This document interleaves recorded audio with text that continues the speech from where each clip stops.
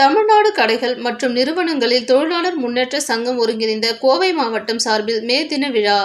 தமிழ்நாடு கடைகள் மற்றும் நிறுவனங்களில் தொழிலாளர் முன்னேற்ற சங்கம் ஒருங்கிணைந்த கோவை மாவட்டம் சார்பில் மே தின விழா கோவை சரவணம்பட்டி பகுதியில் கொண்டாடப்பட்டது. தமிழ்நாடு கடைகள் மற்றும் நிறுவனங்களின் தொழிலாளர் முன்னேற்ற சங்கம் ஒருங்கிணைந்த கோவை மாவட்டம் சார்பில் கொடியேற்றப்பட்டது. தொடர்ந்து ஆட்டோ டிரைவர்களுக்கு சீருடைகள் மாநில அமைப்பு செயலாளர் ராஜபாண்டியன் வழங்கினார். மேலும் சங்கத்தில் 10 பேர் புதிய உறுப்பினர்களாக இணைந்து கொண்டனர்.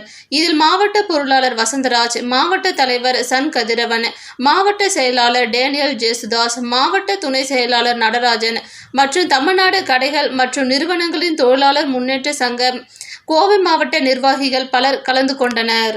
அனைவருக்கும் வணக்கம். தொழிலாளர் தின அனைத்து தொழிலாளர்களுக்கும் தொழிலாளர் தின வாழ்த்துக்கள். என் பெயர் எஸ்கே ராஜபாண்டியன், மாநில அமைப்பு செயலாளர், தமிழ்நாடு கடைகள் மற்றும் நிறுவன தொழிலாளர் முன்னேற்ற சங்கம். இப்போ நான் இதில் என்ன சொல்ல வரோம்னா, இன்றைக்கு மே தின 1ஆம் தேதி நடைபெறும் இந்த விழாவில் கோவை சரவணம்பட்டி பகுதியில் கொடியேற்று விழாவும், நலத்திட்ட உதவிகள் வழங்கும் விழாவும், உறுப்பினர் சேர்க்கை விழாவும் சேர்ந்து 30 விழாவாக இன்று நடைபெற்று கொண்டிருக்கிறது. இங்கு 10 ஆட்டோ டிரைவர் அவர்களுக்கு நலத்திட்ட உதவிகள் வழங்கும் சிறப்பு நிகழ்ச்சியும் நடைபெறுகிறது. மேலும் தொழிலாளருக்கான அனைத்து உரிமைகளையும் பெற்றுத்தரத்தக்க வகையில் எங்களது அனைத்து நிர்வாகிகளும் ஒன்றிணைந்து இதற்கான களப்பணி ஆற்றிக் கொண்டு இருக்கிறோம்.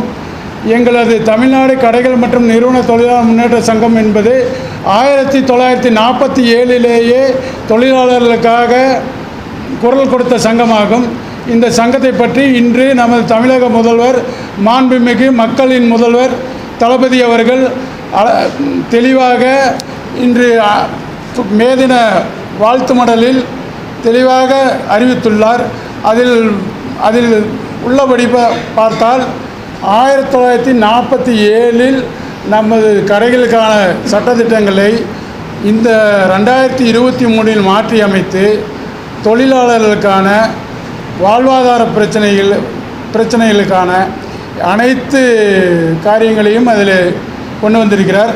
அனைத்து தொழிலாளர்களுக்கும் மே தின வாழ்த்துக்களையும் தொழிலாளர் தின வாழ்த்துக்களையும் தெரிவித்துக் கொள்கிறோம். நன்றி.